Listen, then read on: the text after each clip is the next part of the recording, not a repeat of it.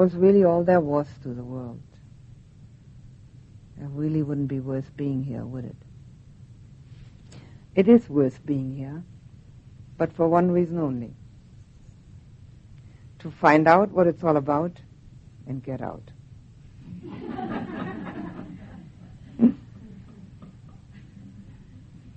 Get out once and for all.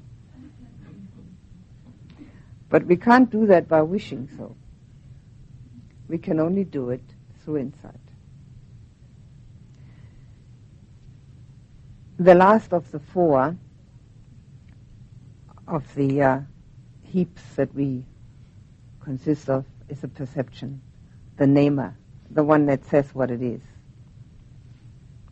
When the eye, this eye here, sees this and says this is a clock, that's a perception.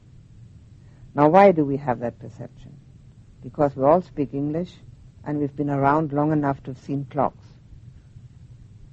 But if we show this to a 2-year-old, he or she may either grab it and start biting on it, which could be either because thinks it's chocolate, looks black, could be chocolate, or because wants to try out what it tastes like, or might start throwing it around, thinking it's a ball, or might start building something with it, thinking it's a building block. Hasn't been around long enough to have seen enough clocks, been told that this is a clock and should be handled a little more carefully.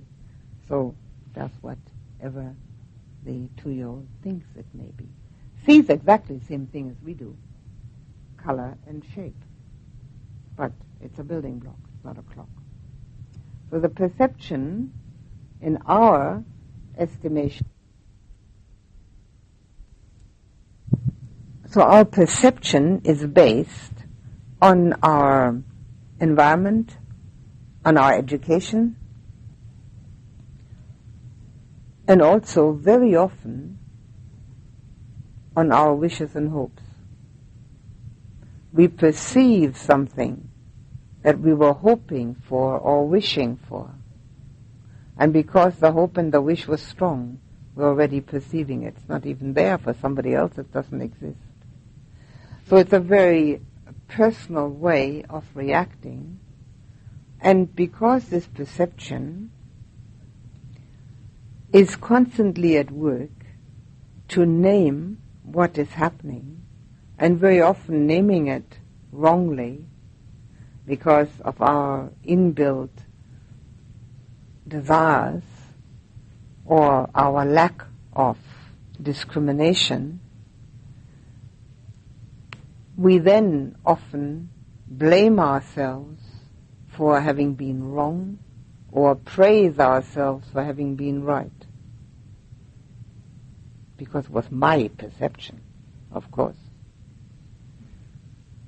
It was nothing of the sort. It was just created out of background and environment. And because of that, of course, it changes constantly too. So we can investigate.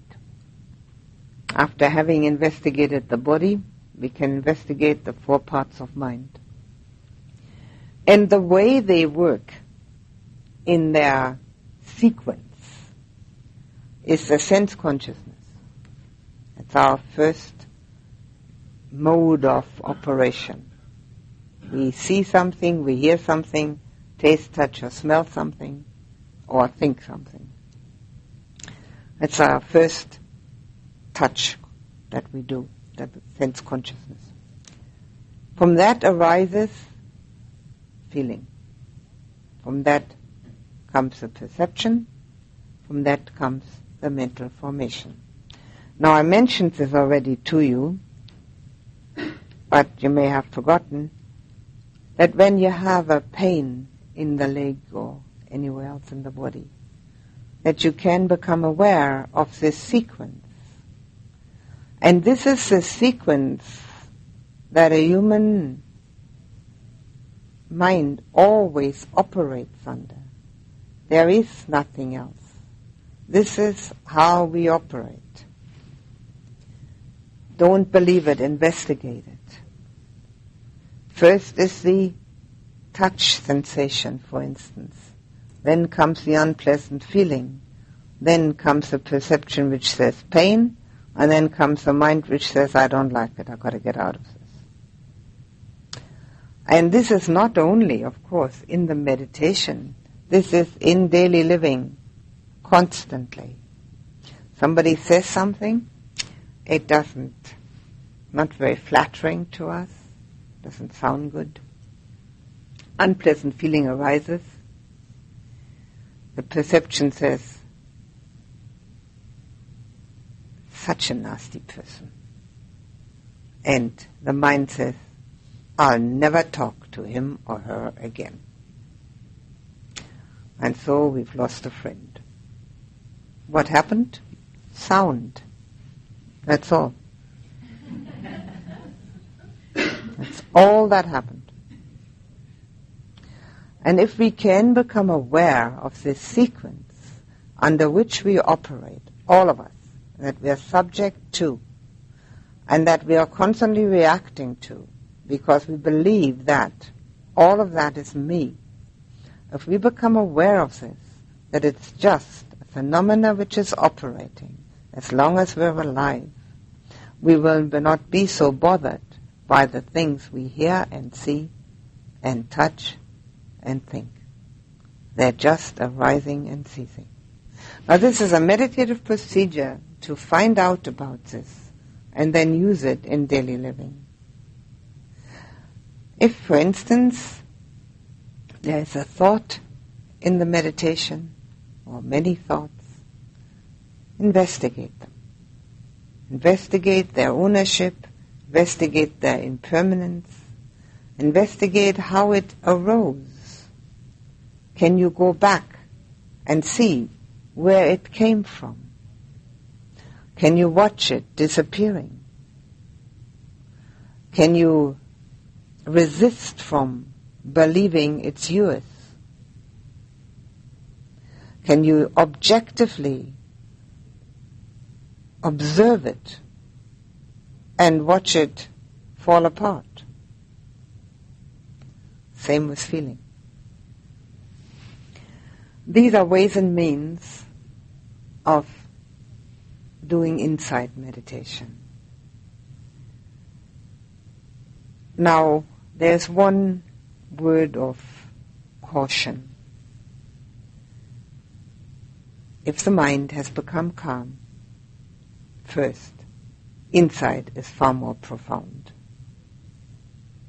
So we will continue to try and get the calm into the mind. But if the mind doesn't want to obey, it's quite all right, it isn't used to it, it hasn't been trained long enough, use the methods which will bring insight. As soon as we find ourselves a little bit distanced from all that which arises within, we become much calmer. The waves of emotion subside. Now obviously, a calm mind is a mind which can look into depth. Just like in a calm ocean, we can see below the water surface, as deep as possible when it's clear, and see everything that is available to be seen. The same as with the mind. When it has lost its waves of emotion, we can see in depth. However, gaining some insight does help us to remove some of these waves. And the more we do that, the easier it is to become calm. You're the judge whether you're using one period to do any of these insight methods of meditation or watching the breath to become calm. The mind is sometimes quite happy and willing to become calm. Other times it's very resistant, and it feels as if there's a short circuit It just will not stay on the breath. All right. There are other methods to be used. Enough for this evening. You have any questions? Yes. Where is the ego in relation to the skandhas? It seems to have a toehold in all of them, but is that right? Yep. Yes. It's the illusion of the ego is embedded in our ownership idea of all those 5.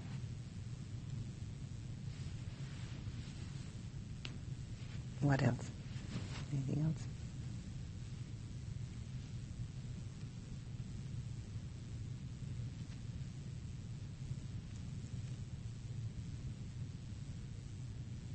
When nobody has questions, I'm always afraid that it's so totally unclear that it hasn't sunk in.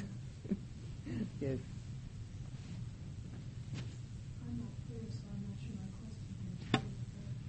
Okay. The body and pain and the perception of it and the reaction to it. I guess it's just an idea, but I guess you act to defend your body sometimes when it's in danger, when you think it's in danger.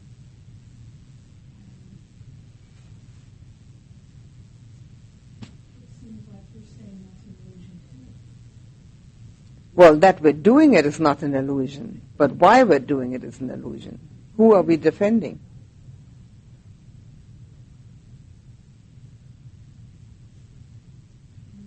Me. Yeah. Now we have to find out who that me is.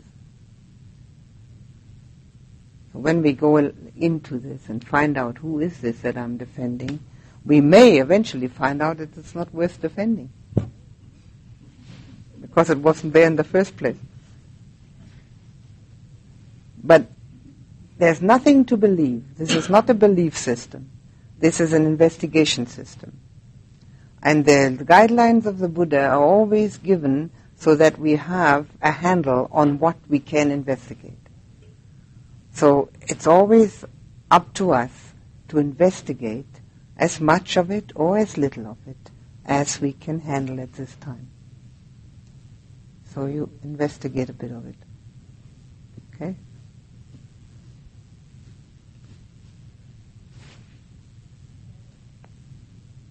All of the teaching has as its goal and as its center the understanding of this illusion. But it's obviously the most difficult aspect of it. There are many other aspects which will help us to get in there. However, at this point, it's important to know that even when there isn't any calm in the meditation, other possibilities exist. And each one of them can bring with it, if practiced, some glimmer of a different reality. What we live in is a reality, but it's relative. We live in a reality which is totally relative because we are relating to our idea of it. But there is an absolute reality. And this absolute reality is certainly not monopolized by the Buddha. It has been found and understood by the mystics of all ages and of all religions. What we have in the Buddha is a particularly succinct and detailed